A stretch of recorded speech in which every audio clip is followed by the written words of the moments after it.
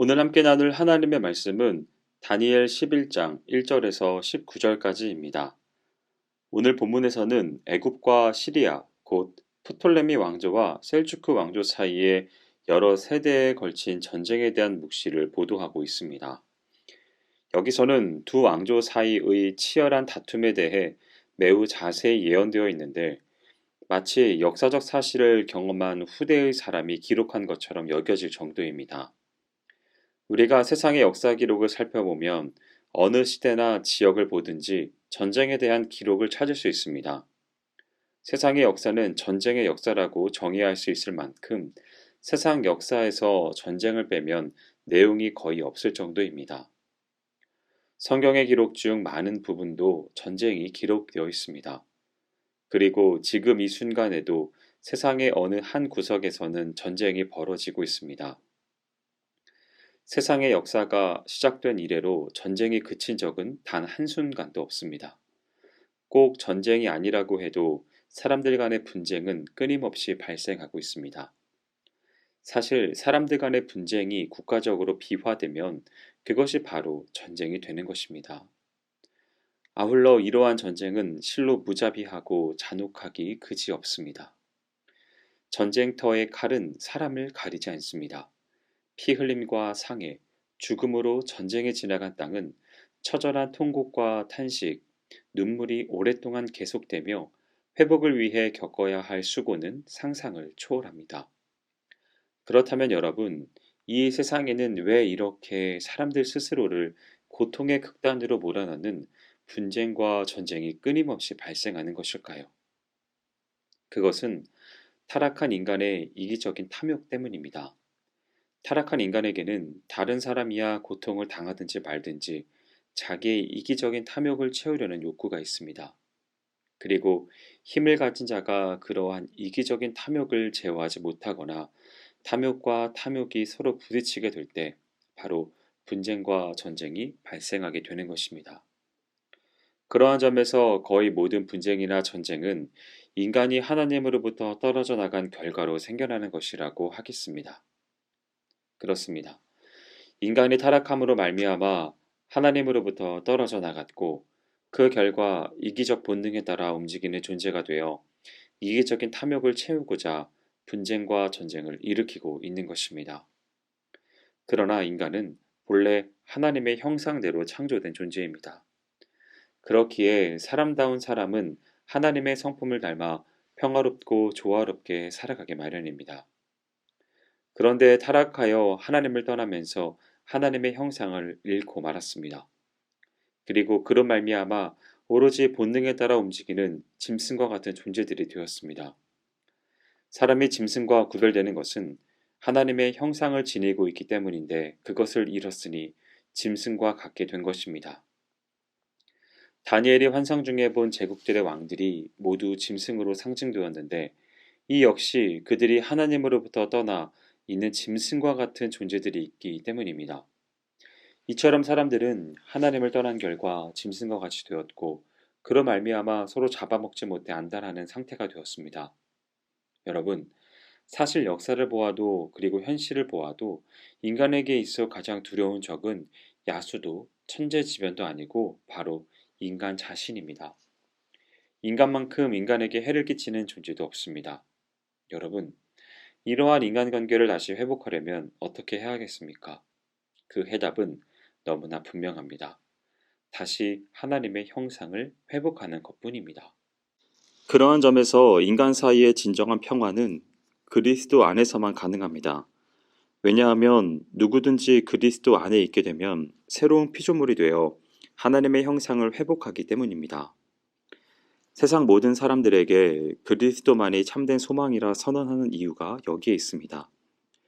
그분만이 서로 대적하는 우리로 하여금 서로 이해하고 사랑하게 할 수 있으며 그분만이 짐승 같은 이기적인 사람의 본성을 하나님 닮은 사람다운 삶으로 변화시킬 수 있기 때문입니다. 성경은 그리스도의 사랑과 은혜의 역사를 사람들이 덧입게 될 때 그들이 더 이상 타인을 해하거나 죽이기 위해 칼이나 창을 만들지 않고 도리어 그 가진 칼을 쳐서 보습을 만들고 창을 쳐서 낫을 만들 것이라고 증거합니다.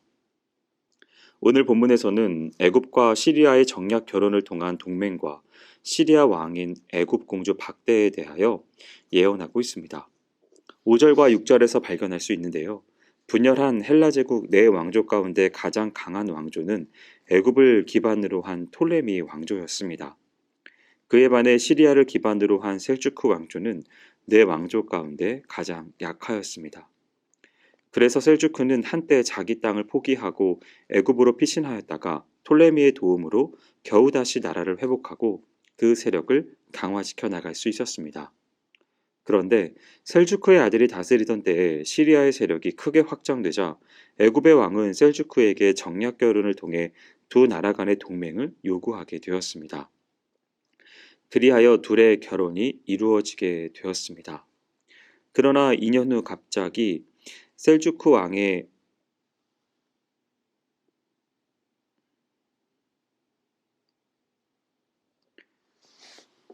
그러다 갑자기 2년 후에 톨레미의 왕자가 갑자기 사망을 하게 됩니다. 애굽은 셀주크에게 공주를 폐위시키라는 부당한 요구를 하게 되었고 이로 인해 두 동맹이 깨지면서 150년 동안 피비린내 나는 전쟁이 휩싸이게 되었습니다. 우리는 이러한 사실을 통하여 인간이라는 존재가 얼마나 악하며 위선과 탐욕과 거짓으로 가득 찬 존재인지를 깨닫게 됩니다.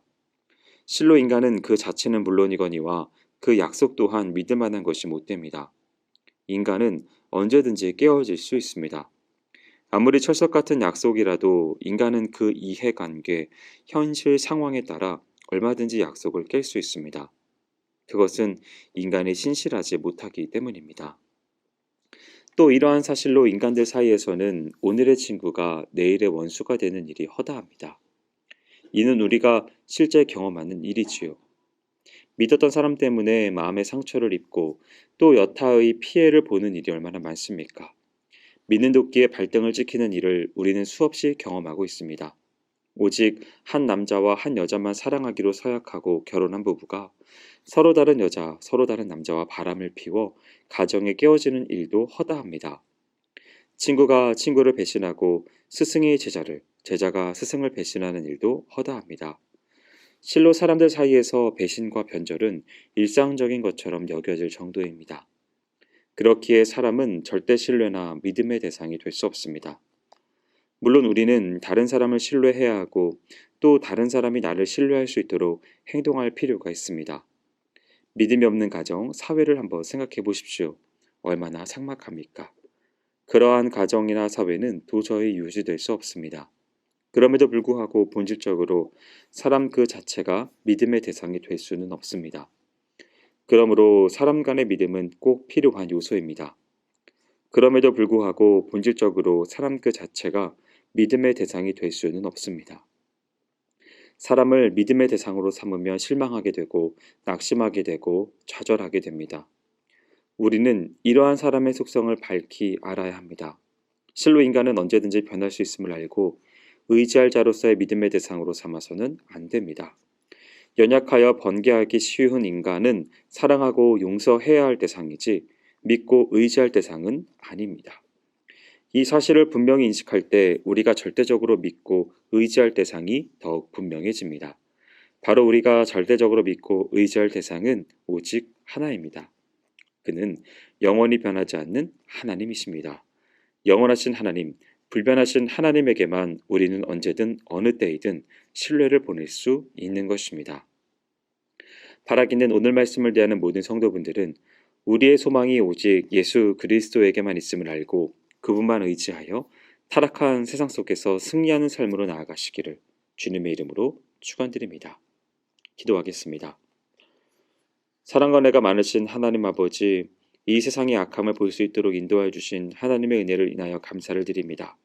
이 세상이 얼마나 악하고 더러우며 패역한 것들이 많은지 깨닫게 해주시고 그 모든 것 상황 속에서 유일한 길은 오직 예수 그리스도에게만 있음을 깨닫게 인도하여 주시옵소서. 행하실 주님을 기대하오며 모든 말씀 예수님의 이름으로 기도합니다. 아멘.